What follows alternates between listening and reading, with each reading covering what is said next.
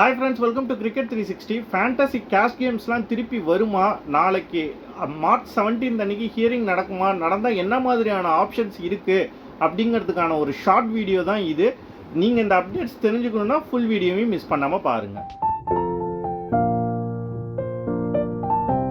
இது எல்லாருக்குமே தெரிஞ்ச விஷயம்தான். சென்ட்ரல் கவர்மெண்ட் பார்லிமெண்ட்டில் 7 months பேக் வந்து ஆன்லைன் கேமிங் பில்னு ஒரு பில்லை பாஸ் பண்ணாங்க.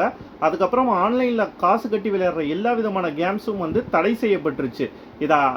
இந்த லாவை வந்து அவங்க அஃபிஷியலாக இன்னும் இம்ப்ளிமெண்ட் பண்ணலைனாலும் அந்த பார்லிமெண்ட்டில் பில் பாஸ் ஆனதுக்கப்புறமே எல்லா ஆப்ஸுமே கேஷ் கான்டெஸ்ட்டை ரன் பண்ணிட்டாங்க. சில இல்லீகல் ஆப்ஸ் மட்டும்தான் இப்போ அதை ரன் பண்ணிக்கிட்டு இருக்காங்க. அந்த லா அஃபிஷியலி இம்ப்ளிமெண்டட்னு சொன்னால் அந்த ஆப்ஸ் கூட வந்து கேஷ் கான்டெஸ்ட் ரன் பண்ணுவாங்களாங்கிறது சந்தேகம்தான்.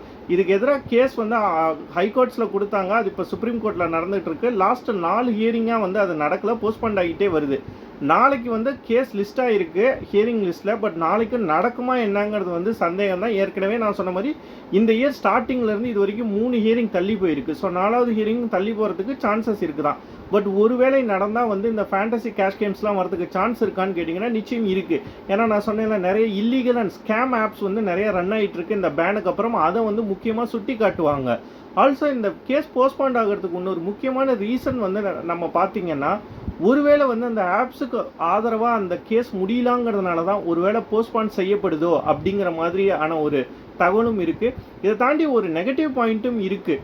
அவங்க என்னதான் வந்து இந்த இல்லீகல் ஆப்ஸு ஸ்கேம் ஆப்ஸ்லாம் சொன்னாலும் வந்து நெக்ஸ்ட்டு 2 months வந்து 5 ஸ்டேட்ஸுக்கு வந்து எலெக்ஷன் நடக்கிறதுனால மாடல் கோட் ஆஃப் கான்டாக்டை வந்து அவங்க வந்து சுட்டி காட்டி வந்து இந்த கேம்ஸை தற்காலிகமாக வந்து இந்த ஹியரிங்கை தள்ளி வைக்கிறதுக்கும் ஒரு வாய்ப்பு இருக்குது.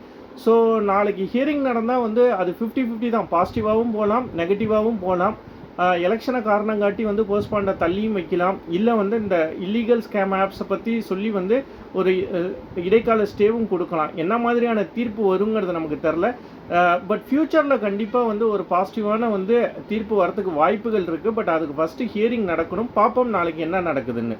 நீங்கள் என்ன நினைக்கிறீங்க? ஐபிஎல்குள்ளார இந்த ஃபேண்டசி கேஷ் கேம்ஸ் வரத்துக்கு சான்சஸ் இருக்குன்னு நினைக்கிறீங்களா? இல்லை என்னுடைய பதிலே நீங்கள் கேட்டிங்கன்னா 50-50 தான் நான் சொல்லுவேன். ஒருவேளை லாஸ்ட் வீக் ஹியரிங் நடந்திருந்தால் அது வரத்துக்கு நிறைய சான்சஸ் இருந்திருக்கு. இப்பயும் பாசிட்டிவாக சில விஷயங்கள் இருந்தாலும் எலெக்ஷன் டேட் அனௌன்ஸ் பண்ணதுனால அதை ஒரு காரணமாக காட்டி இந்த ஹியரிங் போஸ்ட்பான் பண்ணப்படலாம் அப்படின்னு எனக்கு தோணுது. உங்களுக்கு என்ன தோணுதுங்கிறத நீங்கள் மறக்காமல் கமெண்ட் செக்ஷனில் கமெண்ட் பண்ணுங்கள். தேங்க்ஸ் ஃபார் வாட்சிங்.